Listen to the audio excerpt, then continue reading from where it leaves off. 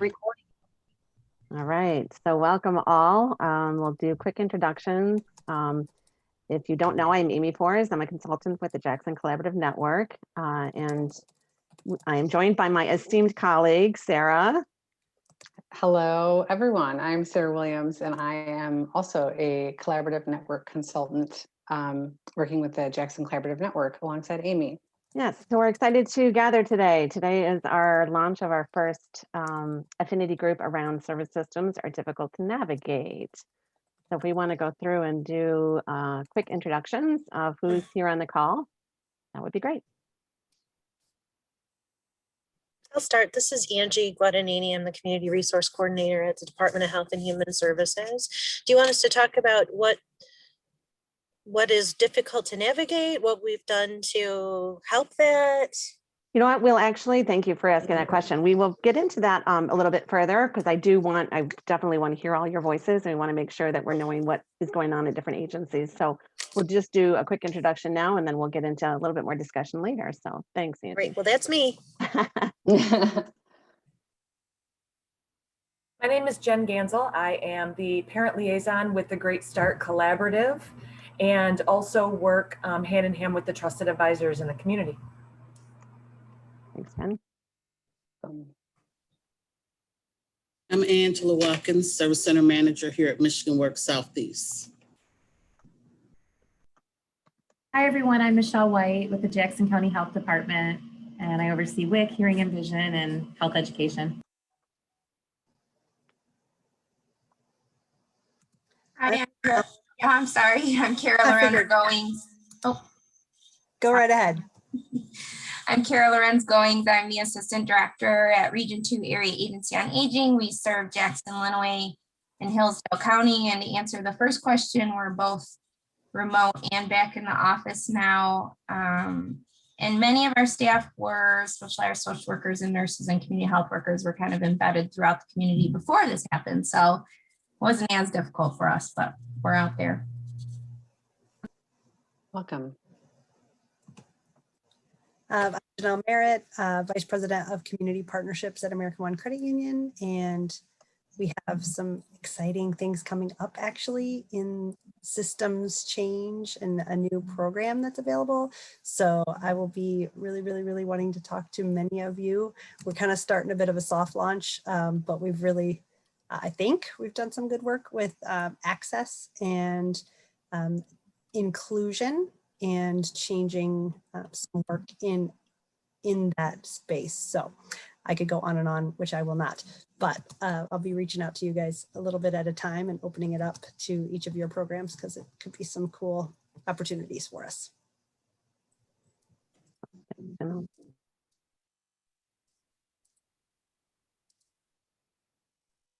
else is here? Alexa. Yes. Hi, everyone. My name is Alexa Burgai, and I am the Data and Information Specialist for the Jackson Collaborative Network. Thanks for being here. Hi, everyone. This is Nancy Peters-Lewis, and I serve as the Executive Director of the College and Career Access Center. Hi, Bill Rail, President, Jackson Area Manufacturers Association. Christy Johnson, Executive Administrator for Southeastern Dispute Resolution Services. Did we get everybody? If you see what looks like I'm typing, it's because I'm typing. I'm taking just a quick notes of who's here and capturing anything. So that's my disclaimer.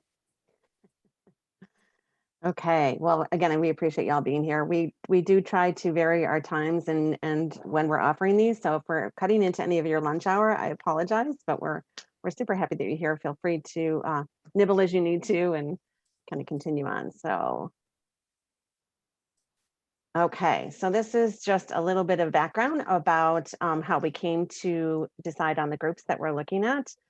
We have 14 root causes. That's that when we kind of drill down to look at what's true barriers in our community for individuals. We as the network, with all of your input, came up with the 14 root causes. And as folks put their information into the partner profile page, which many of you have, and you identified which root cause, the ones that rose to the top are kind of how we came to decide upon which affinity groups will start. So the first affinity group we started with lack of trust between community members and providers. And the second that rose to the top was service systems are difficult to navigate. So that's a little bit of background. Sarah, jump in. Say, yep. Some of the, and I know we have some familiar faces for people that maybe attended the launch of the trust group. So some of these slides might feel familiar. I know, Bill, you've been a part of some, which just actually means that you are now an expert in partner profile information. And if we'll be listing you as expert in partner profiles. Mostly kidding, but you may see some same slides or hear some same things only because we're launching a new thing and we have new people at the table. Like the people here today, we're super excited that you all have said you are working on things in the community around addressing the fact that service systems are difficult to navigate. And as Amy and I were like talking about this group too, right? Like even why that is could be kind of like delved into deeper around who thinks they're difficult and who made them difficult, et cetera, et cetera. So we will get there. But as we set the stage for the groups and the strategies that you all are working on around service systems are difficult to navigate and what you're doing to improve them and how we can help facilitate and connect you all. We hope that you, if you haven't yet, that you complete a partner profile. So I think the next slide is the page where if you have not, it's a really quick name, email, which root cause priorities you're working to address, like Amy said, and a brief 1 to 2 sentences describing the systems change work you're doing in the community. So this is just like a snapshot. It's a public facing document. So the slide you saw before is anyone can bring that up. And if Bill wants to log in and say, oh my gosh, I didn't realize that Janelle was working on community members lack skills and assets. I'm also working on that. Oh my gosh, it looks like she's working on financial wellness and I really have a question about that. There's a way you all can connect with each other without needing us. And also if you need us for a little bit of extra support, we're here as well. But just so you know, this is new-ish. It's not brand new anymore because we're like developing it and we have groups around it. But if you have not completed a partner profile, Alexa was lovely enough to put a link in the chat, how to complete a partner profile. And then she also just put in the link where you can see the active work that people are doing. We have, I don't know, 20-ish something people that have put in, and it's really exciting to see all of the root causes and all the work that people are doing. Let's see, what else do we have? Okay, so I talked a little bit earlier about the 14 root causes. And as I mentioned, these are, it doesn't matter what sector you're working on, whether it's health or education or finance, but these were really the true root cause barriers that kind of culminated from all of the things that folks were working on in the network. And I know that there's a lot on this slide. Many of you are familiar with them, especially if you filled out your partner profile. You'll have kind of breezed through these. And really, as you're doing your profile, I know Sarah mentioned kind of filling it out.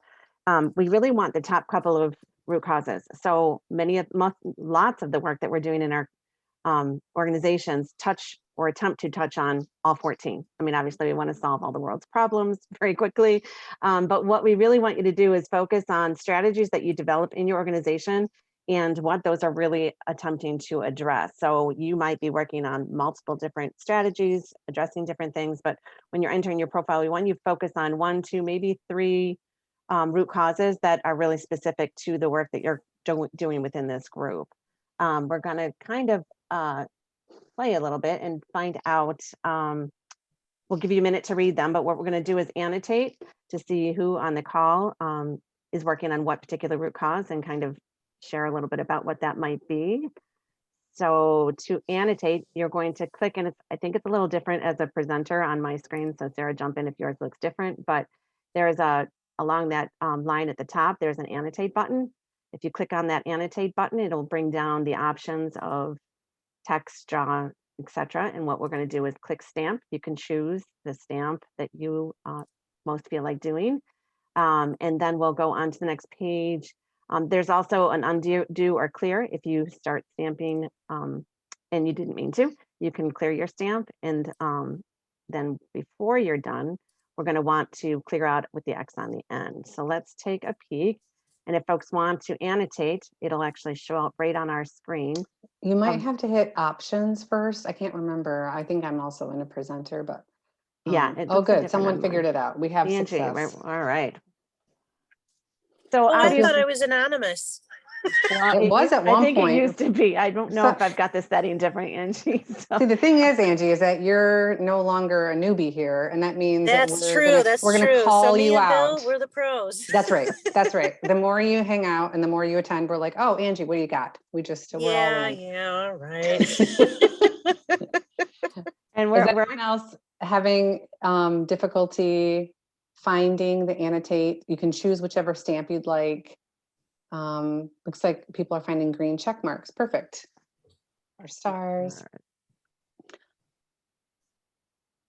You'll also, we've already decided but haven't picked a date yet. So as you all are stamping and marking the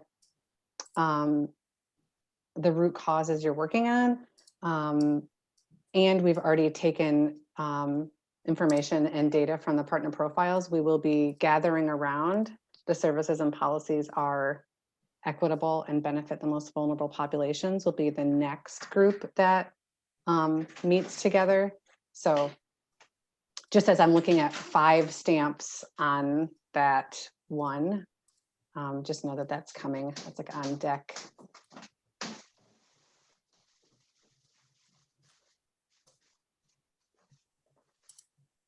Glad to see some people have checked the service systems are easier to navigate because that is the group you're in today.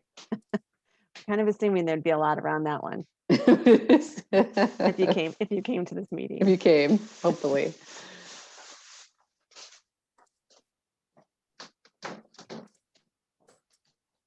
Has everyone been able to navigate doing the annotate? Have y'all been able to figure that out? Does anyone need assistance with that?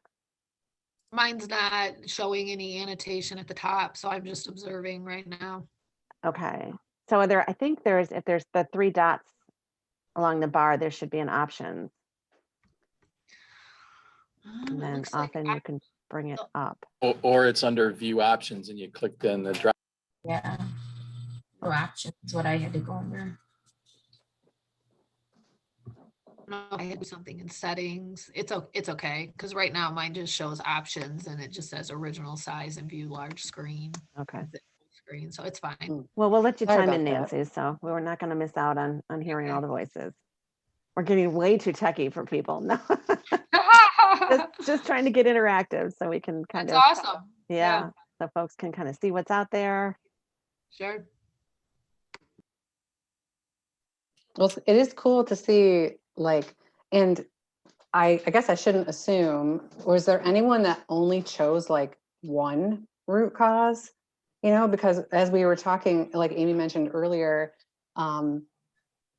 most of the work that we're working on, it affects more than one thing, right? Even if you're working on a program, the odds of it tackling more than one root cause are so high. Anyone have any thoughts on that, or?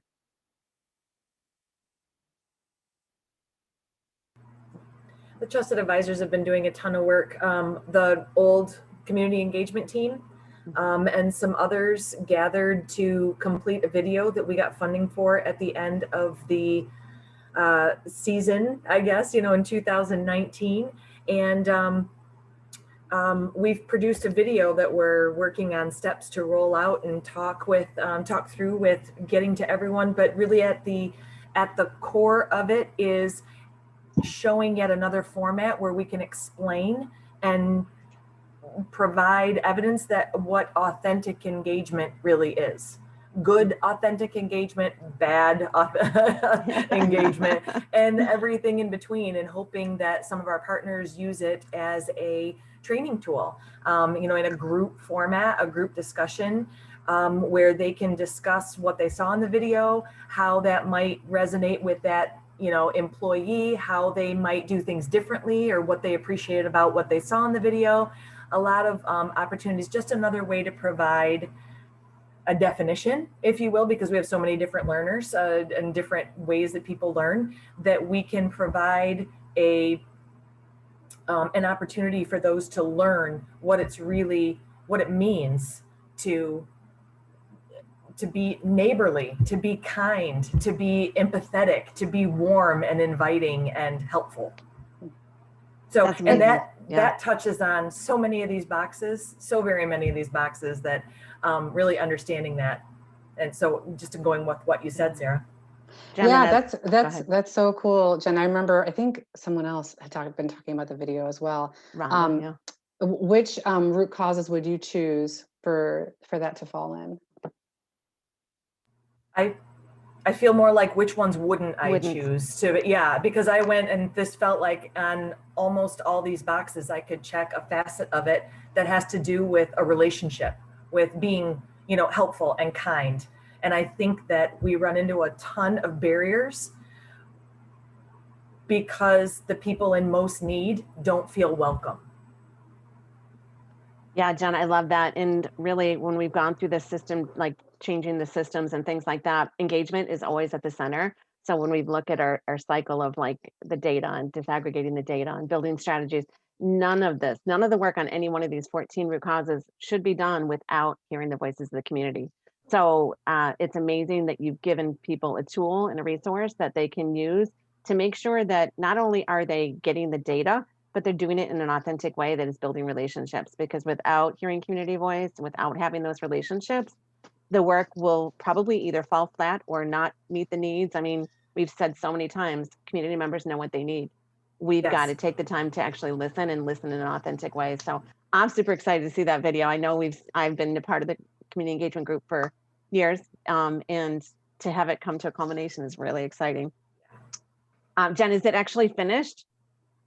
It is. I've been talking with Sherry about how we're going to incorporate it through the collaborative, and I have provided it to the Community Foundation, our funder, for the project, and all the trusted advisors have a copy of it, and most of the people who were involved. But Rhonda Butler stayed on board with us, and Ebony Worthy and Maisha Jones, and the trusted advisors and myself. Yeah. So great. Does anyone else have any thoughts around these root causes, why you chose one or more of them, or if you feel like it was hard to choose maybe, or you chose all of them, or? So almost all of them are applicable to almost all of us. One of the things that I checked was community members and providers are knowledgeable about service systems. I have found with our staff that even though we're in the community all the time, we don't always know the resources that are available in the community. So as a result of that, I held a provider fair for our staff so that we had service providers in the building that they could talk to. And it was so well received that our providers asked to do it for providers. So I am in the beginning stages of putting together an event like that for our professionals, not open to the public, so that we can have those conversations about the services that are available, having all of those providers in the room together, sharing the services that they provide in the community. So that's one of the things that I am doing in my role to make sure that our providers all know the services that are available in the community. I'm seeing a lot of nodding heads, so I'm expecting you're going to be there. I was just going to say, Angie, now you've got all these folks on the call, and this is that whole networking, and this is that whole building off each other's strengths and weaknesses. So yeah, I expect folks to reach out to Angie and say, I want to come and I want to talk about the services we offer. So that's a I'll great be connection. seeking volunteers to help too, because it's a big undertaking and I'm not going to be able to do it by myself. So I bet. That's excellent. That's great, and a good example too of hearing a need, meeting a need, and then more data shows something else, right? And so not jumping to assuming what the need is, but like letting it arise and letting people tell you, collecting the data and then meeting it. That's great.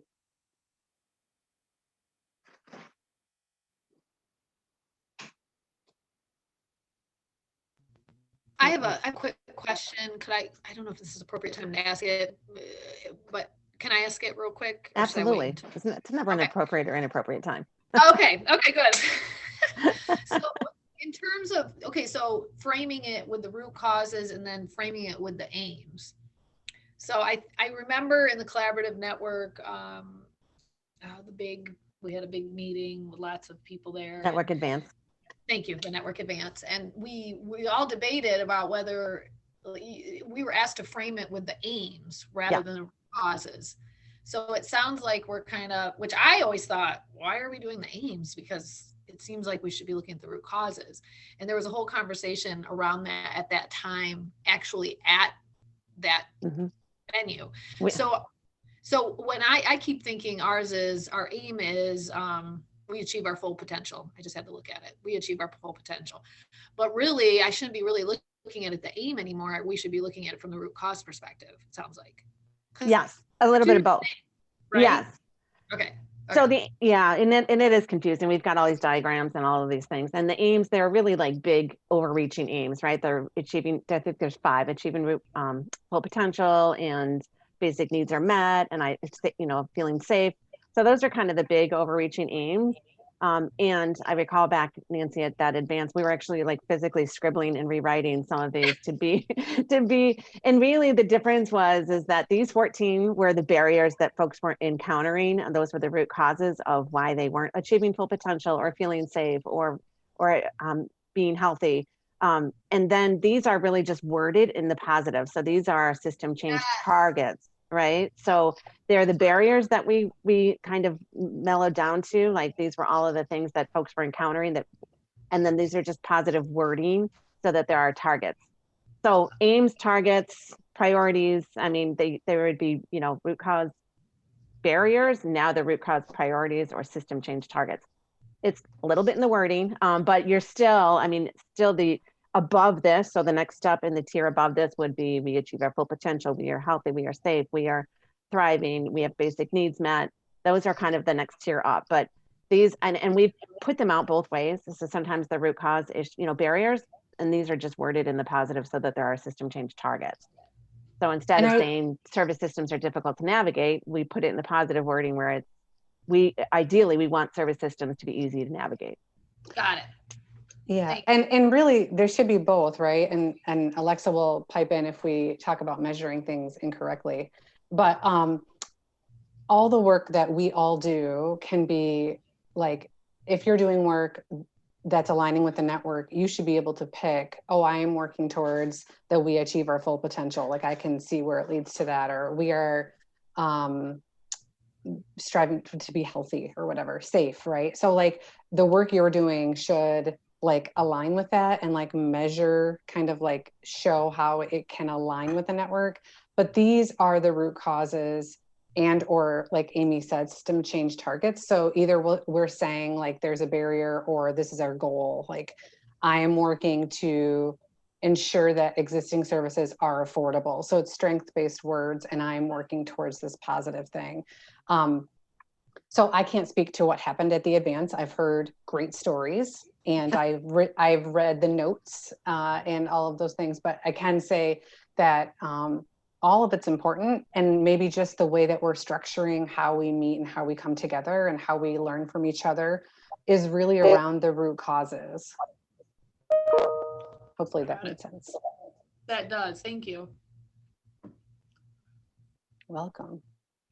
I have a question too that I guess I'll follow suit and just ask it. When you mentioned that aims, I know a little bit about this and I've heard, but I'm not an educator and I'm not in social services all the time. Is there a community training? It seems like I'd heard that there was such a thing, that you can learn about how trauma impacts people so that you are set up to be more empathetic in the way that you do your business. Oh, do you mean ACEs? That's what I mean. Oh, yes, that is different. Yes. Okay, So the we other have, acronym. no, that's, we will make the differentiation. So we have aims, which are, and actually there is when you were like, is there something recorded? And I was like, yes, Alexa has recorded this great, she has like a measurement webinar or recording that she did that is, it's not ACEs and it's not trauma informed. It very much is our shared measurement system framework. Alexa, if you want to pipe in, you're welcome to. I don't want to speak for you or speak incorrectly. It shows how we as a network measure things and how we align things. And what you're talking about is an ACEs training. There is one through Henry Ford Health System. There are different initiatives that we can probably connect with you with after today's meeting. But there are a million acronyms and I don't know, they're like super confusing. But when we talk about aims, we're talking about the network's like 5 overall, like, what are categories? That's not right. But like, we are healthy, we are safe, like we are resilient, we achieve our full potential. And like, where does your work kind of fit in there? Okay. So that's that differentiation. And we're happy to send you or connect you with, and Amy might even have some ACEs knowledge, like separately, separate from this information. Yeah, perfect. That's what, There's a lot of trauma not work. to derail this meeting. No, it's all good. Actually, Nonprofit Network has a lot of trauma-informed work. They have the adverse childhood experience training and cross-cultural conversations. And so Nonprofit Network, if you go on their website, will be able to connect you with a lot of those trainings. But yeah, there's a lot of acronyms. But yeah, the aims are really what will our community look like if we are successful in achieving these 14 goals that we have. So yeah, it's kind of our vision. Well, not really vision. Words. It's all about words. That's great. Can I just say that I'm super excited about something? Yeah. Yeah. Please do. I was looking at all these and because I don't have it memorized, like what is it that we've chosen? And so I'm like, okay, so which one? And so I picked 2 and then I went back into the action plan on the, whatever this thing is called, the big library, Jackson Collaborative Network page. Hub. And I was like, oh my God, somehow those were the right ones. So I'm super excited. Everything's aligning. And you have to dig a little bit to find what your root cause is, like which one, how your aim and your strategies are aligning with the root cause. But anyway, I was just excited about that because super exciting, Nancy. I'm gonna like take a picture of them and put them up to next to my strategic. Well, Nancy is bringing up the fact that we, one of the things that Amy and I help with are designing action plans for partners to do their work. Some council members did it earlier in the year, and we had a great meeting. Nancy, much of that meeting was a little bit blurry. It was also a while ago, but I feel like that was such a great conversation where we learned about the work you're doing, and we talked about the root causes. And I feel like at the end you were like, yes, it's making sense. So it's thrilling that what you chose today and what your action plan says matches. It's like a success for all of us, really. I'm feeling good about it too. So yeah, that was a little plug, Sarah. I appreciate that, and Nancy. But yeah, so I think as we're moving through and as the organizations are developing like strategies within your organization, that's the intent of these affinity groups, right? And we'll get into this a little bit as we explain it, but ideally we want to so Nancy's got a strategy that is about, number 3 or what, one of these particular root causes. And then other folks in our community also have strategies around that. This group is intended to bring specific to navigating the system, bring those strategies so that we can see, wow, this organization is doing this and this organization is doing this, all to make it easier to navigate the system. And that once we bring that together and we understand all of the strategies that are working toward this in our community, we'll be able to see movement on that particular system change target or root cause priority. So that's kind of all coming together. Yeah, and I would say too, from my perspective, I want to be able to share this out with my team so that they are able to embrace it as well in our board, where we are able to say, okay, we're part of this Jackson Collaborative Network. This is our aim. These are the 2 root causes that we're focusing on so that everybody's aligned within the organization. Because I can tell you right now, if our team members, which, you know, I'm hopeful that some of them will be able to come to these in the future, we have our 2 community initiatives coordinators, hopefully, they would look at these and they would have no idea what we've chosen. They would have to make their own decision based on what their thoughts were individually. So I want to be able to streamline it somewhat so that we're all embracing, you know, this as an organization. But first it has to come from me, so I know what in the heck, which one it is. And so that's why I said that was a win for me, because I was like, I know which one it is. It's the one. It was 6 months ago and it's still alive. 6 months. And you know, You bring, oh, Gamey, go ahead.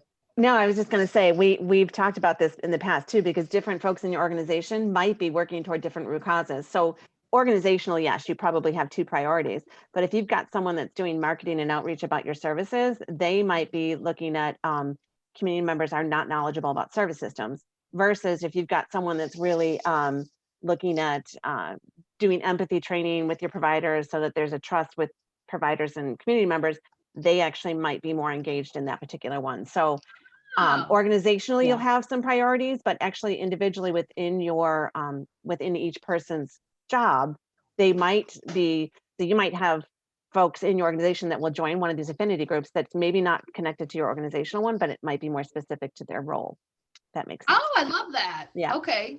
So that's wonderful, because then it's developing their skills and talents in a way on their own workload. That's great. Right. And it will connect them with folks in the community that are also doing similar work, right? So if you've got a community engagement specialist in your group, they will connect with folks in the community that are also really doing authentic engagement work, and then they'll build strategies and strengths off of each other. So Oh, I love that. And would they then fill out something on the strategy? The partner profile, yes.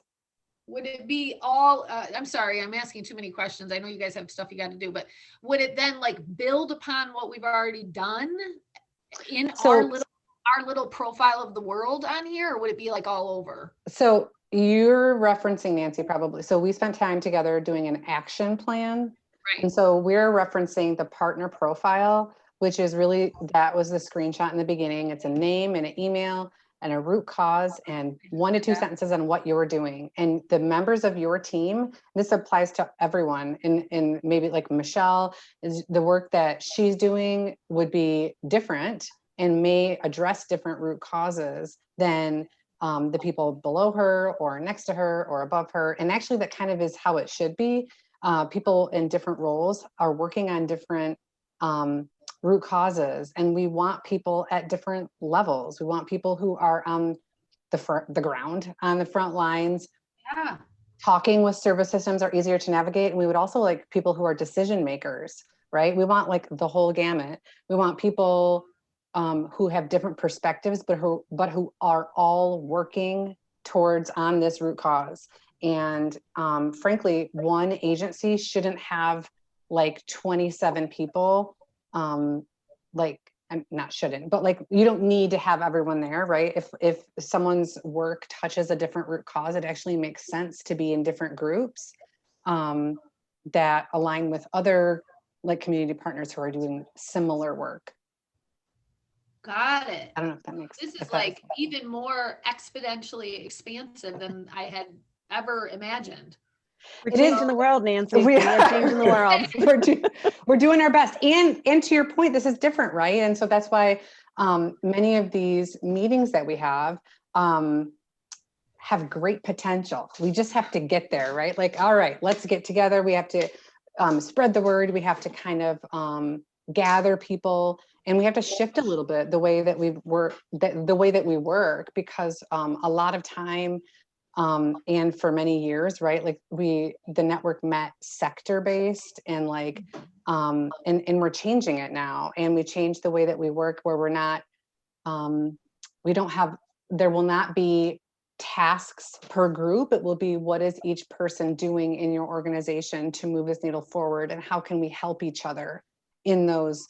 So if Kara's like, actually I'm meeting with the board and I'm having trouble with this thing, and Bill says, oh, actually I did that thing, and here's an idea maybe for you. So like this is a place for us to gather around this root cause, and the strategies that you all are working on can all be tied to navigating, helping clients, whoever, consumers, community members navigate systems better. That will be what be this group will that will be the thing that ties us together. Okay, one more functionality question just about the profile. I just set up the profile in the beginning when you prompted us. So if, let's say, which is going to happen, our team members, we will have new team members who will be joining these. That's the goal. And then if they set up a root cause thing you do or whatever, an action item, will that be centralized under the College and Career Access Center so that it will be functional for us as a unit to go under our profile and say, oh, Mary, when she attended, did that. Brian, when she attended, did this. Nancy, when she attended, did that. Will it be housed under our profile is my question.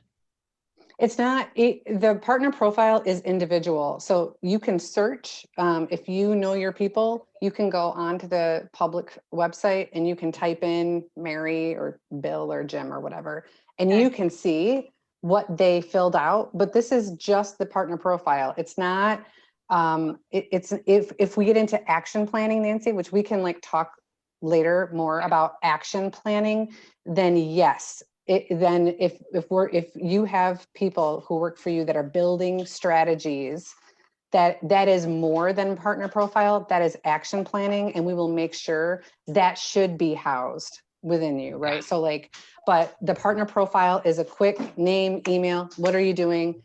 How can people find you? Period. That's it, forever and ever, until we change it or whatever. But the work you're talking about, the action planning, and is it aligned with the system? Like that is something that we can work one-on-one with you and make sure that if your people are doing action planning, that it aligns with your work. Yes. Okay, cool. Thank you. You're welcome. Should we move along? This has been. We can, but I just wanted to see if there's anyone else that wants to chime in about why they chose the system change target that they chose, because I know we've got lots of folks and people have different perspectives. So let's just give it a minute and see if anyone wants to talk about. I just wanted to say thank you for describing it that way, because if you look at my partner profile, it's like I touch many of the departments at my work, and I think that makes so much more sense, because you'll see that I know a little bit about all of these things that we might be working on, but specifically this topic of service systems are easier to navigate. I think, again, it's one of the many things, but it's not me who's technically doing all that work. So I've been trying to include at least one other human from our agency to that. But as far as that goes, I loved what was said about the provider fair. I wanted to say something we've done at Region 2 is kind of flipped our intake department upside down in a way where we have these conflict-free options counselors. So they're just not Region 2 experts. They're supposed to be experts on how to navigate folks through systems. So that was something we did during COVID to align with that root cause. I would say the other thing we started to do was meet with specific agencies, Lifeway, CAA independently, and then CPS, Child Protective Services, reached out to us. So we go to the actual like intake staff and say, this is what we're doing. What are you doing? How can we work together to make sure referrals are not so clunky and that sort of thing. So that was something else. And then our work with the Jackson Care Hub, I hope there's more and more engagement in that, because it is growing. It's becoming more successful with Region 2. We are getting referrals through it, more appropriate referrals. We are starting to do more screenings through it. I know many of the screenings come from the healthcare sector side, but that is going to be another way to navigate services, and it has been. So we're working on right now to see if there's any means to get it kind of integrated into our intake department software, so it's not like a duplicative process that our staff has to go through. So always working on things like that so it's more customer service friendly, and we can help refer to anyone. That's what we're trying to do. I love it. Sounds like you've got a lot going on. And that's just one department. So yeah, right. And this is the beauty of gathering everyone together, because as we move forward in this group, so in the next meeting, we're going to reach out to you folks to say, to actually write down, put on paper, like this is the strategy that we're implementing at Region 2 Area on Aging, and we'll kind of compile all of those strategies. So we'll know that, that Kara's doing this at Region 2, and they're implementing using the Care Hub to make referrals, to do warm handoffs, whatever. So then we'll be able to see all of the different strategies and all that organizations in one place that that we can build off of. And then that's kind of like spreading the word about all of the good work that's happening. So yeah, love it. Anyone else? Make sure we're hearing from all different folks.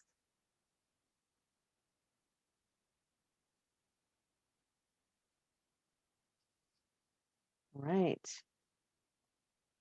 We'll have opportunities later to chime in. And like I said, we're going to reach out so that you guys can really give input, even if you don't have a chance on this call. We'll be reaching out and asking for your input. So, gotta clear this out.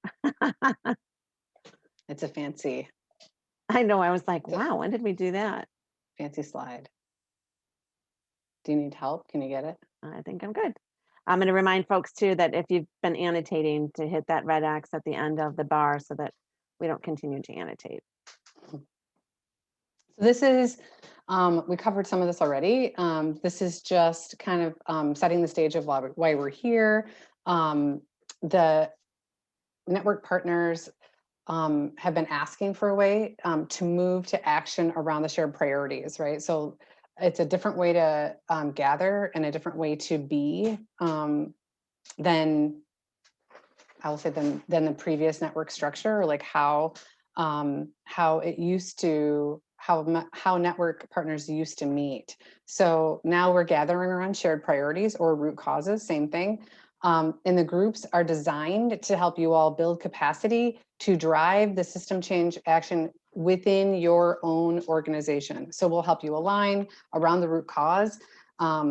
Unfortunately, Amy and I will not be here to save the world. That is your job, but we will be here to support you as you change the world within your organization. So really it is like a coaching supportive model, a way where Amy and I facilitate a space for you all to gather, talk about what strategies you're doing in your organization, and then how to move to action within your own organization. What did I miss? Yeah, support coordination, alignment of partner-led action. And Amy said, we're also like, really, this is the second month we've done affinity groups. So we're later this month, next week, we're going to host our second gathering around the root cause of trust. If you did not come to the first one, you're more than welcome to come to this one.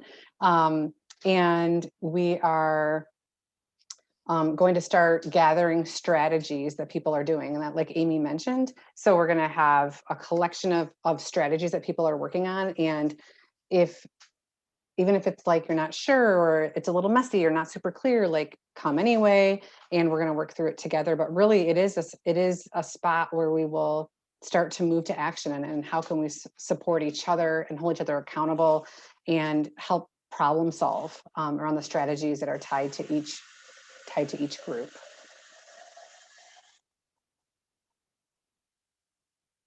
Did I miss anything, Amy? No, I think you've covered it. So just a quick description of the group. The affinity group is designed to build capacity, support conversation, and move to action. Except don't believe the bold text, because that was last time. We did not change it. Move to action around navigating service systems better. It will focus on how to partner with community members and people with lived experience to better understand deeper root causes. And then affinity groups are facilitated by consultants, which we already talked about. Yeah, I was going to say, we did so much conversing about this in the earlier slides that I think we're going to be able to breeze through a lot of this. These are quick, just like setting the stage of like, hopefully as affinity group participants, these are things that you will gather. These are things that will happen by attending, gaining knowledge and skills, enhancing connections with each other, building trusted relationships, both with each other and with people with lived experience, and then track and measure progress. And we can help with each step if needed.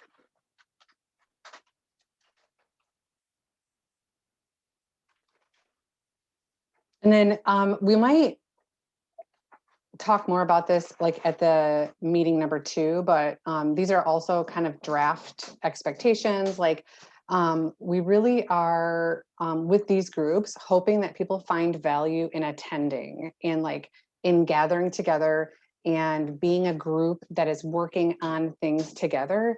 So we know that meetings are hard and schedules are hard, but hopefully by finding value in meeting, you're able to attend as many meetings as you're able to.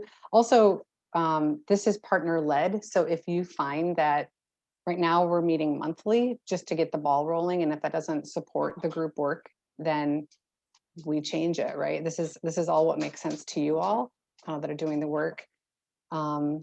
We expect people to ask questions, elevate ideas, come with challenges, and hopefully it's a space where people feel safe to bring up challenges, and that we can work through them together and also share successes. Yeah, and like Sarah said, we just want to make sure like this is your group, right? This isn't our group where we're expecting you to come and take nuggets back. What really the shift in the way we're working is we want you to bring nuggets to the group. So for years we've sat in groups and we've kind of attended because we have to attend because it's part of our work, and we go and we listen and we take a nugget or two back to organization. What we're really shifting to is like bring what's happening in your organization to this table and like share it with the group and strengthen your strategies and learn from each other's mistakes and successes and kind of move forward to that. So yeah, it's really, we're asking folks, you're only going to get out of it what you put in. So and like Sarah said, at meeting 2, we'll have more input on kind of what needs you all have moving forward and how we can adjust to make that happen.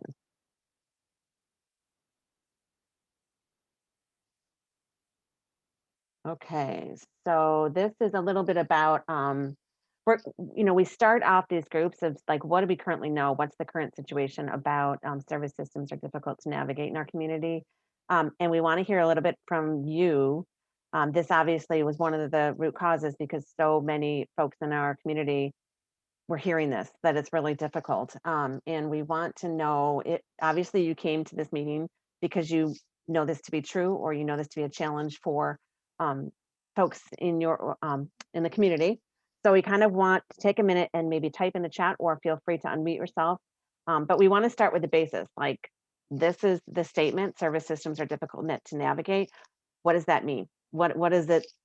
What do you want the intent of this group to be about? You came because this sparked an interest. What is it you're looking to find out more about, or what do you currently know about? We'll just take a minute.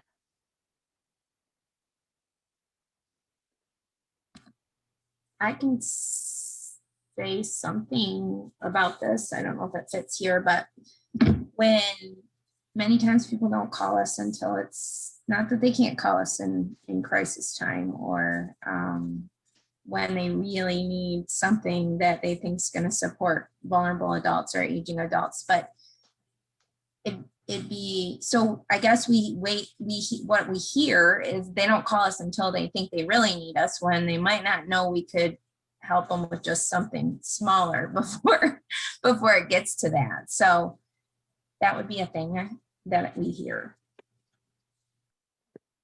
Thanks, Kara. Appreciate that perspective. A number of times we've heard some of the standard intake forms within the community and the service providers offer are just simply difficult to understand. We're working right now with a number of families who have never filed taxes before and didn't know that the stimulus money that's come from all these actions that would be available to them. And they just are not even remotely close to understanding that system. And the idea of it scares the poop out of them. So it's really there's such a For many of the community members who struggle with the intake process, it is daunting and overwhelming because it is page upon page of the same questions asked in different fashions. 6 months later, the same questions have to be asked in those same different fashions to keep everything valid and up to date. And the people who are maybe handing them that form or asking for that form in return aren't offering the ability to help them through the form. To number one, read it with literacy skills being low. Number two, to understand what your group number, PIN number, and ID number on your insurance card, what all those different numbers mean. I mean, that's just an example, but it is overwhelming for most. And I think one of the successes that trusted advisors have that we're able to do in the time that they have is to handhold. I mean, to walk with someone through that entire process and let that person see you've submitted, done, you check that off your list. And it's so reassuring and confidence building, and it gives them that inspiration to move on to the next step, the next thing that they need to that next hoop that they need to jump through. But I think that in its core, service systems are difficult to navigate for our community members with highest need because they are so daunting. They're long and overwhelming and tedious. Great insight, Jen. And I love the fact that you talked about, so the trusted advisors are valuable in so many ways, but I think they're going to be a great voice in bringing to this group or helping us understand kind of the barriers that folks are encountering. And then ultimately, rather than having them sit and fill it out, what we want to do is dig that deeper step, and they should change some of the organizational intake forms, and I know a lot of there's regulations and federal guidelines and things like that, and that's very, very difficult. But I also know organizations in our community have already made great strides in trying to do that. So the more we hear from the voices of the community members through trusted advisors, then we can take that to the next level and get some of our organizations, and I know many have done it, to change up, right? So to change literacy levels, to change the number of pages that things are, to change whether or not you have to access it via computer or paper copies, things like that. So I love that we've got that middleman with trusted advisors so that then we can take that next step and kind of go deeper. Who else has thoughts?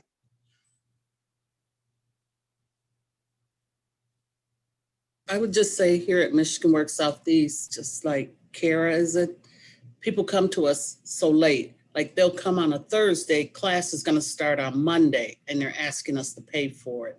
And then there is this paperwork. And sometimes I think it's a lot of documentation that they have to provide. And sometimes they don't have that just sitting at home. They have to request it. So the time in which they come seeking help, if they could just come a little sooner. We have looked at some of our documentation that we require, and it is state and federal requirements. So we can't really change that. But when we do an intake with a person, we sit down with them and go over the paperwork and we read it to them and assist them as best as possible filling it out. But it's just the time that they come to us. If it could just be just 3 or 4 days sooner, because we have to first do an intake, get you on the system. Then we fill out the paperwork for the request to pay for the training and get the check and get it to the provider to pay for it. So there's some time in there that we need. So I see that as a big struggle here. That's great Angela, perspective. Yeah. Yeah, no, I really appreciate that as well, because I didn't know that. And so it's interesting also that you said that, what can we do to change? We've already kind of looked, and if you're kind of bound, right, by state and federal things. Is there, this might be like meeting number 2 content, but as we talk, as you think about like, it's like, I don't know, is that awareness, is that education, and as we like, hey, people who need help, come to me 7 days, I don't know, Right. like, what do you do from there? I think a big problem we have is people don't know that we're able to help with training. even if you are working, if you're making a certain wage, we can still help. But people don't know that. And it's not until they go to the training provider who then will say, well, Michigan Works could probably help pay for this. And then they come to us. But that's maybe 2 or 3 days before the training is going to start. And sometimes we're able to kind of scramble, and if they have the documentation at home and they can bring it back the next day, we can get them on the system, and we try to work as fast as we can to pay for that training. But our biggest issue is people don't know about our services. We're getting back out in the community. We had a group of our career advisors and our adult education teachers that went to the shelter today to do a presentation about our services. So now that the city is opening back up, we're getting out there and letting people know about our services. We want to help. We want to pay for the training. We want to help provide those supportive services to individuals that need it. So, but we just got to get the word out there. Angela, I just wanted to say, I'm sorry, but I love what you're saying about that, because it does kind of go hand in hand with what I was saying. One thing we did internally, you know, we get so programmatic with the paperwork, and that is just the way it is, right? We have the same requirements at a different population, but we did kind of mix our programs up more. So like during COVID, we have this friendly reassurance program that's run by volunteers. And it was a way to get people to start talking to someone at our agency. So then if we could get a little nugget of, you know, in a few months, I think I might need this or that. That was a little bit of a way to do it, but still we are all the time, same thing as what you're saying. We are serving more people, and I think we're getting more people in a little bit earlier, but it's still a gap. And I get questioned every day, even when I'm out in the community. People right where our office, they'll be like, what do you do? And then I can say, like, people don't realize, like you're saying, the training component and all of these things. We have a lot here for caregivers. If you're taking care of someone who's vulnerable or older, even if you're a sibling or a this or that, like, we have support we could offer like that. And nobody knows that unless somebody from our agency talks. So there's all this outreach, just like that's happening. And I don't know, but it doesn't seem to get a lot better. No, it doesn't. Yeah. I mean, I've been here for 19 years and I still run into people that don't know about our services. Yeah, I think there's some stigma issues out there that we need to address while we're working through some of these strategies. There's a lot of talk around, well, currently mental health and stigmas around mental health. I feel like it's the same with seeking support. I think people have decided, well, it's come to this point where I need somebody else's help, but it's a little bit more of sooner or later, everybody needs a hand, right? And you would offer that same support to your friend and your neighbor, be as kind to yourself. So I think that's a little bit of where some of the families that I've been working with are coming from. I love this. I can already see strategies like building in. I'm like, oh, one is about reducing the stigma around seeking help. One is about preventative, getting in at a sooner time. One is about knowledge about it. So yeah, this is fantastic. I love it. Anyone else have any thoughts around, I mean, you all are here because you said that this is a root cause that you're working on. Do you have any thoughts on what you've heard or data you have, or things that have been said to you specifically around service systems being difficult to navigate in the community?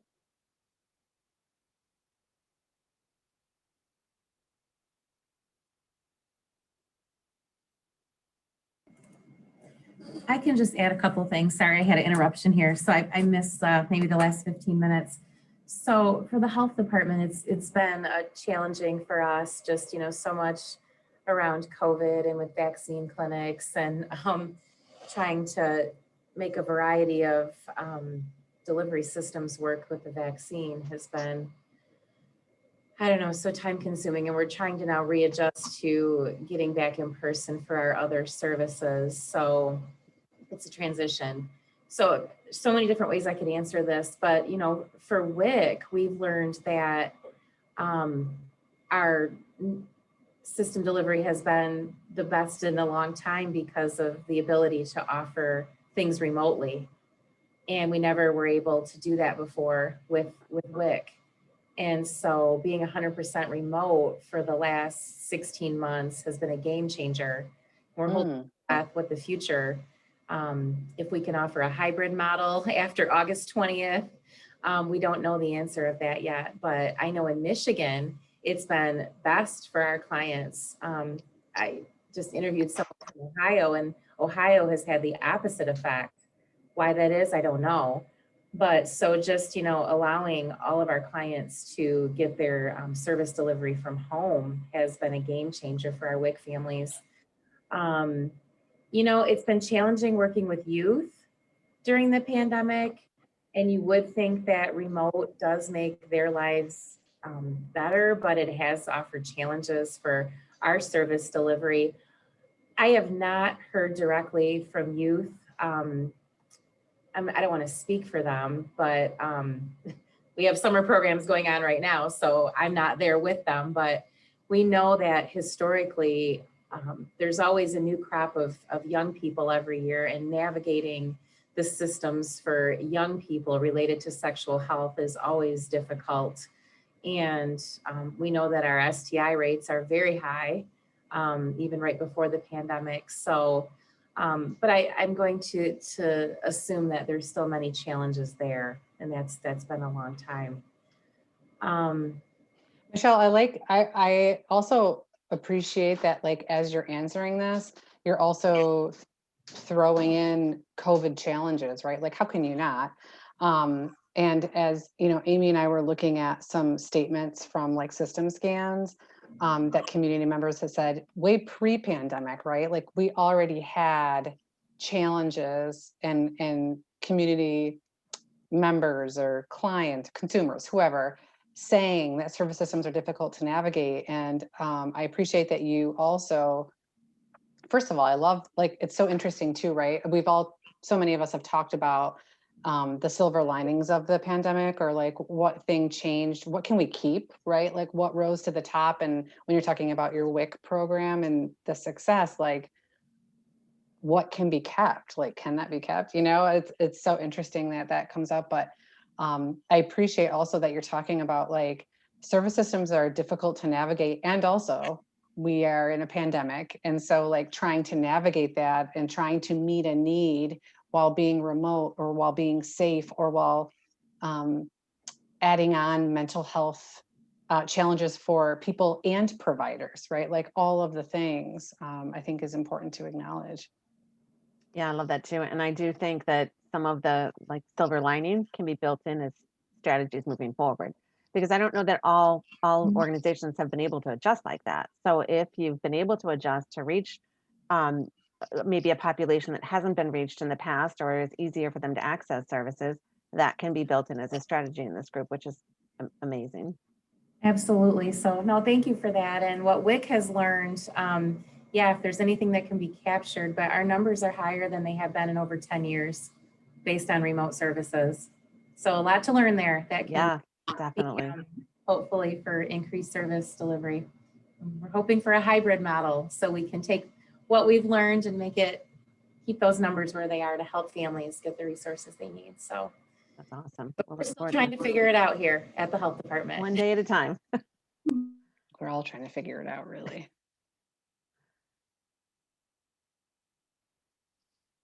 We'll keep this open to let people chime in too. But Sarah, as long as you mentioned, these are some of the quotes that we did. Actually, we looked back at our system scan, and I just want to preface this that there is not a call out on any particular organization. This is not meant to be anything except that these are kind of some of the things that we're hearing, that we heard from community members, that compelled us to theme it into service systems are difficult to navigate. So we had, you know, hundreds of different comments from community members. So we know this to be true.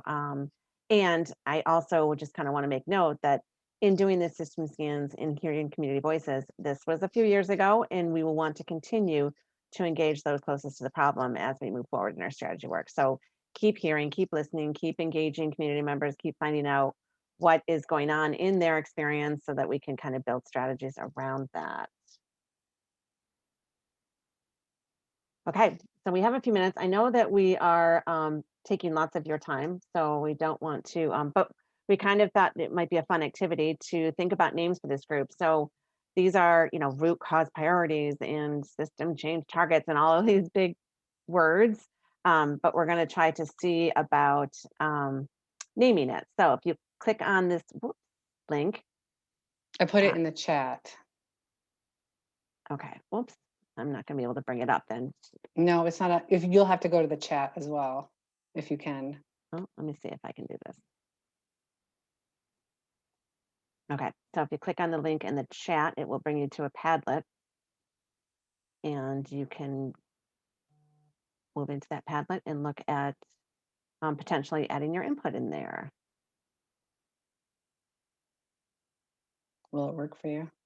I'm working on it. I'm going to stop share for a minute. We're going to see everyone's beautiful faces.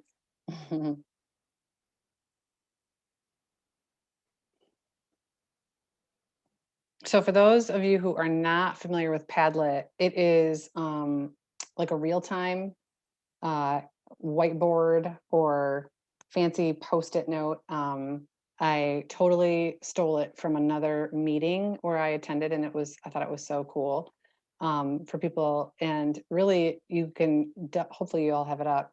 The top says service systems are difficult to navigate, and let's name the group. So there are currently 2 boxes, but if you double click on anywhere in the blue, a new box will come up and you can suggest another name. This is a place for you to say like, oh, this is what we should call our group. We don't have to decide today, but if anyone is feeling creative and inspired, because calling it service systems are difficult to navigate is long, I can write down improving systems. I don't know. So I can just hit enter. I can click off of the box and then it should stay there. And this is anonymous. Yep. I love anonymous stuff because then I can get creative and not worry. And then also there is, you can rate at the bottom if you're like, oh my gosh, I don't love this one. I'm giving it 3 stars or something. So this is also, we'll leave this Padlet up for a couple weeks, and we can send the link out with our email as well, our follow-up email. But yeah, just what do we want to call the group when we meet? And maybe something strength-based, maybe something short that talks about the work we do together. Amy, is that you? That was not me. Oh my gosh. And for the first time, someone else is funny. I love it. I love it. It is what it is too, right? Let's not stink. Can you imagine? What if we announce that? Let's not stink. That would be a great name. Can we not stink, please? Is the name of our group. This is great. Thank you all. That's I love awesome. this interactive feel because there's sitting behind screens. It's so hard to like have people like call things out and you don't want to interrupt people. So this is kind of fun to be able to just play with stuff. And yeah, because if we were in a meeting, we would have like little Post-it notes, right? And like, I've got one, and sticking I have a couple ideas. That's great. So we will keep this, and we will maybe take all of your ideas and maybe at the next meeting decide as we move forward, and we can review the names that were suggested and then be a group with a name. We could come up with something catchy like let's not stink, but let's take the word navigate. Can we get the word navigate out of there? It's one of those like worn out terms that families are like, what do you find difficult about navigating systems? System. And what is the system and what does that mean? And what is navigating? And I agree. The word system and navigate. Are tough. maybe if we could figure out something without them in there. Yeah. I hear what you're saying. The only problem is that that is the name of the root cause as well, right? So like the way that we've themed them is service systems are difficult to navigate. So I hear what you're saying. So right. So like, what are we doing then? We're improving systems. Like, what are what are we doing? She said no systems. Right. So we're not, no systems and no navigation. So I like the let's not stink. I'm going to go with that. No. No, but I mean, I put let's not, I did the service system sync, so let's not stink. Because I do think that we need to add a little bit of levity to the title so that it makes sense, but also it's just real. They do, but I do understand. Maybe like skiing service systems or skiing down uphill, or I don't even know. I'm just trying to think of something catchy that is real. I mean, I love it because, it's kind of, it has to pique the interest of people that are actually doing it in our community, but it also has to be realistic. Like we don't want to be, we often get caught up in all the terminology. I know we've kind of gone through so much of it, but like, we want to like engage people that are doing the work and they can be like, that makes sense. You're making things better or easier to. Words like clarify or simplify or. Type them in, John, type them in. Simplify service systems. That's a good one. Triple S, So S cubed. S cubed, Put that one in there. Somebody on the blue. I don't know. I can go and put it in. Simplify service. But when you think about, all of the information that you all, like the reason we're gathering and the strategies that you all are working on, and when I look back at the statements that we pulled from the system scan, one person said assistance with utilities is difficult to get due to the 211, DHS denial, church, Salvation Army, community action, chain of command. It's difficult to get services at this place because you have to go through so much red tape. No one has a clear-cut answer. So all the things we talked about today, though, are difficulty in navigating service systems. So as we think about it, and if you're saying, right, are we all saying that the answer is to make systems simpler, or is it right? Is that the reason that they're difficult to navigate? Because they're right. So it's almost like we're answering one question right now. Simpler and approachable. Approachable systems. Well, or processes, like right there are different parts to it.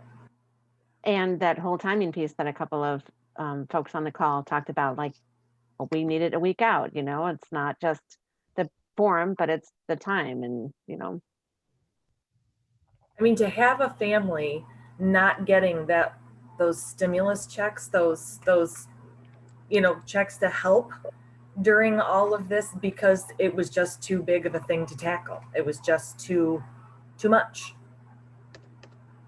So so many of the things I feel like we're talking about too is like the paperwork and processing, right? Of like of a service system or whoever. Any of the agencies that you all represent, right? Like your hands are kind of tied too on like what you can and can't do to improve it. So to me, there's almost like are we making the service system simpler, or are we like working on clarifying or simplifying like the paperwork or the process in order to access the system? Well, like you said, and like a number have said, that a lot of that's out of our hands. Yeah. Go ahead. I was just going to say, I think there's a third piece of this too, which is, Jen mentioned it earlier, people really, they don't want to ask for help. So something about because we experienced that at our agency, like someone might say, I'm not aging. Well, I say everybody's aging, right? Or whatever, like empowering people that maybe it's just support. Maybe it's support of the caregiver, whatever it may be. There's that dignity, pride thing that goes on that people don't want to reach out for it either. So how to make that stigma go away is part of this as well. Well, I love the what Angie was talking about in bringing normalcy to all of the offerings, you know, and when we've built community fairs for Great Start and Great Start families and brought all of those service providers out of their buildings and into a fair atmosphere for families to learn about before the crisis, that has proven to be a terrific action plan for Great Start and for families over the last few years. And we're looking forward to getting back to it.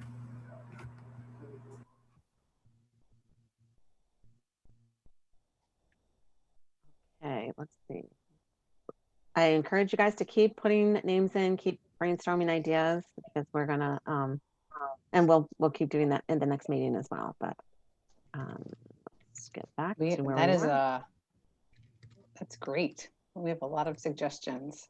And also I think that like not that we like messy conversations, but I like messy conversations, right? Like there's no real clear-cut answer, which is why we're all here. And so I think even having the conversation around what to name it is tough, because this is like a tough thing. So I don't know, not to be, but I think that I am excited to be in a place where it's like, oh, I'm not sure, this kind of feels muddy, or like, how do we get through this? And I think that is great that we have so many ideas around the name, because I think it shows to all like the different lenses and all the different ways that we can support people. What's up next? We're going to breeze through a couple of these slides.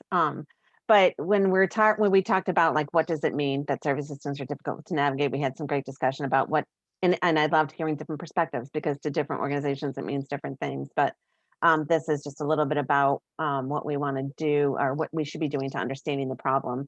And that is a lot about authentic engagement. Like, are we understanding those experiencing the problem? Are they telling us what we're needing to hear?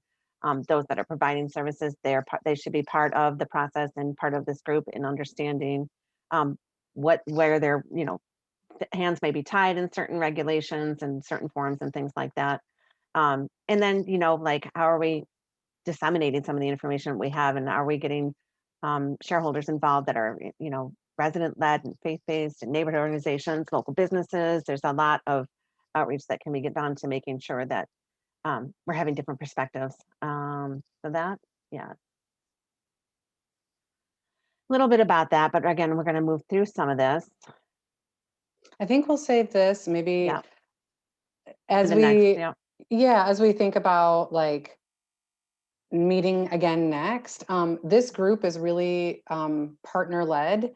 And so if you all are meeting and you're like, actually, I know someone who should be at the table, we are counting on all of you to forward, or if you want to send an email and say, hey, can this person needs the invite kind of thing. But we're really counting on you all to decide who needs to be a part of the group or who might be missing, and to invite them, and hopefully they find as much value as well. But we want a full, robust group of people who are working on strategies, right? That are targeted at the same root cause. And I just want to remind folks, because we never like to gather around something that affects that community without community voice, but they're welcome to come to one of the meetings. But I also know that there's a lot of ways that we can engage community voice without having them have to be at the meeting. So, Jen talks about the trusted advisors, and she's hearing this, that, and the other thing. And we can reach out to folks that are experiencing the problem. They're, like I said, welcome to come. We know that some technology might be issues and timing and things like that, but we want to make sure all voices are engaged. That doesn't mean that all voices have to be at every meeting. We can reach out to folks in our organization or folks that we're encountering, on the front lines, and get their perspective and also bring them back. So just keep that in mind. Well, and as a reminder, this is organizational work, right? So really it's more about what strategies is Michelle working on where she has authentic engagement, and what strategies is Jen working on where she has authentic engagement in her organization, right? So it may not necessarily be that we have community members at our meeting here, because this is the work that you all are doing in your organizations. And then just quickly here, this is the action planning process, and this is how we do, this is the framework where we do all of our work. So as you all are bringing your strategies to the table, and as we are bringing them, we're going to create a grid and kind of keep track of everything. We will help you walk through this. Some of this, Nancy is an expert in the action planning process.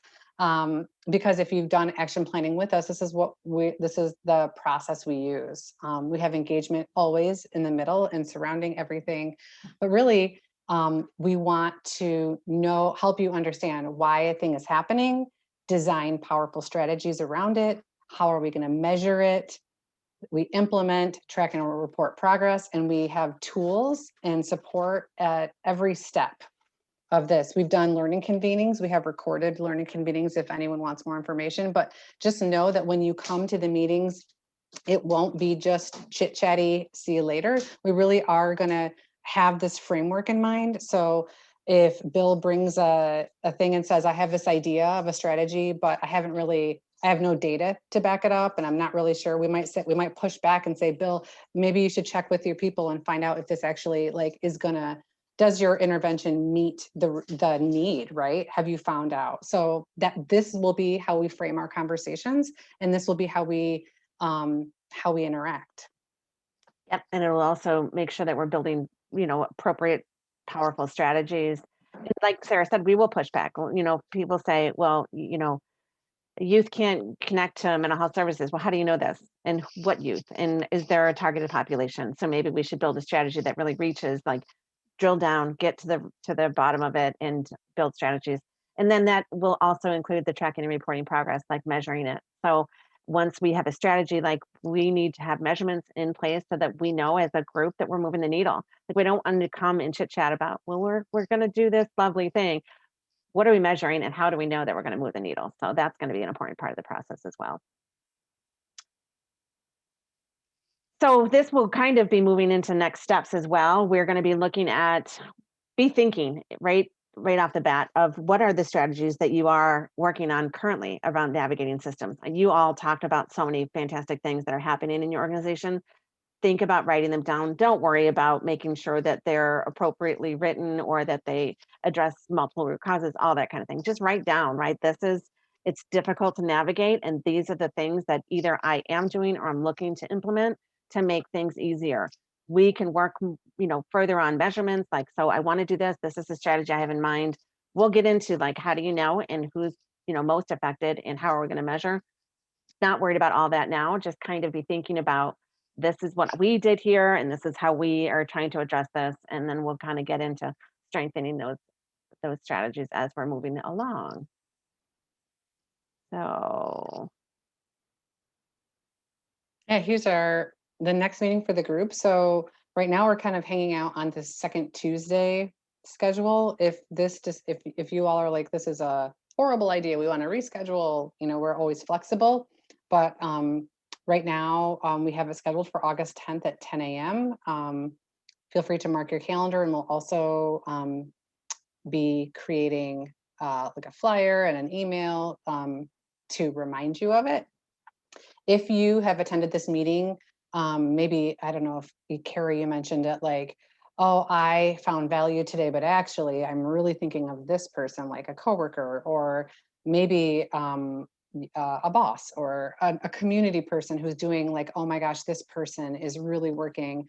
I know I didn't see Adam today, but I know Adam Grant has talked a lot about working on how to improve systems, right? So if you attended today and you're thinking of someone, feel free to forward the invite on to them. This is not just you have to be a network member or partner, whatever that even means. This is really to anyone doing the work in the community. We would like them to be a part of this. So yeah, like Amy already said, be thinking of the strategies you are working on. They don't have to be polished. They don't have to be finished. We just want to have a conversation, start talking about it, what fits where. Plus it's helpful for us. I like to know, oh, Jen is working on this thing. That is good information. And that helps us connect Jen to other people as well. And then at the next meeting, we will do things like develop norms for the group, decide on frequency, start the list of the organization strategies. So we have something, so the group has something to know who's doing what, and then different ways to engage community voice. And then just a reminder, it's not exactly a kickoff, but the next one will be next week. This is the Building Trust group. You certainly don't have to attend all meetings. If you missed the first one, you're more than welcome to come. If you are working on building trust in the community, we have this flyer we're happy to also send in the email that we send you all. But we are asking, if you haven't completed the partner profile, to please do that. And then it will be similar. It's very similar format within our affinity groups, except this one will be around what strategies are people working on around building trust. Yeah, and just to remind people that we do record these meetings because we know that different times work for different people. So we will forward the recording off. So if you want to designate someone in your organization, you can shoot them the recording so they can get caught up and know where we're at and then kind of move on. There's a wealth of great information in some of the recordings. I thought you were going to call us YouTube stars or something. We are. We might be Insta famous or YouTube famous or something. Well, bloggers. Isn't that the right word? I don't know. And these are just upcoming events that we have. So that we talked about action planning. We know some folks on the call have done it, and some have action planning coming up. There are 2 scheduled for July, the 15th and the 27th. We do need registration for those because there will be some information that we'll get out to you ahead of time. And then we have Coffee Connections on July 26th and August 24th. These are just like a hangout spot. So if all of the work that is going on is confusing or it really geeks you and you want to like see this happen, or you don't understand this perspective, or it's like Sarah and I hanging out on a Zoom call chit-chatting, and like you can drop in at any point during those hours and be like, hey, you guys, the work that you're doing is absolutely incredible. No. Obviously, But or you can get on and say, this shared measurement system is so confusing, I don't understand it. Explain it to me, and we'll pass you on to somebody. I'll be like, yeah, Alexa. No, so it's just kind of a way, we like an informal space to kind of to chat and learn more. So there might be a time when we actually meet at a coffee shop or something. That would be really cool. I see it coming in the future. As we start to morph, that would be cool. Hang out in a coffee shop and like chat about this stuff. I would love that. Jen's nodding her head, so I'm just going to count her in for that. Okay. Building relationships. We'll get there. I'm tired of scanning my backdrop to make sure there's no empty wine bottles from last night before I jump on with my friends. And we're all in it together. Amy and I talk about all the time. I'm like, don't pan too much over there. You'll see a pile of laundry. Don't tilt this laptop because I've got the laundry basket just out of view. Exactly.